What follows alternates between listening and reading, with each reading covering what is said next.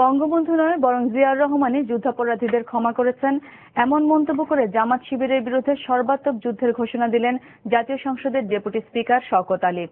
সকালে জাতীয় প্রেস ক্লাবের প্রজন্ম ৭১-এর ১৯তম প্রতিষ্ঠা বার্ষিকী উপলক্ষে আয়োজিত গোলাম আজম সহ যুদ্ধাপরাধীদের গ্রেফতার ও দ্রুত বিচার সম্পন্ন বিষয়ে আলোচনা সভায় তিনি এসব কথা বলেন। এ সময় যুদ্ধাপরাধীদের বিচার বানচালের চেষ্টায় বিরোধী দলের বক্তব্যের সমালোচনা করেন তিনি। সভায় মুক্তিযুদ্ধ বিষয়ক প্রতিমন্ত্রী এবি তাজুল ইসলাম, ঢাকা বিশ্ববিদ্যালয়ের ভিসি আরিফিন সিদ্দিক, সাবেক সেনাপ্রধান ও সেক্টর কমান্ডার্স ফোরামের আহ্বায়ক হারুনুর রশিদ ছাড়াও মুক্তিযোদ্ধা পরিবারের সদস্যরা বক্তব্য রাখেন। দেশের শত্রুদের বিরুদ্ধে, জামাত শিবিরের বিরুদ্ধে সর্বাত্মক যুদ্ধ করতে হবে, তাদের সাথে কোনো আপোষ নেই।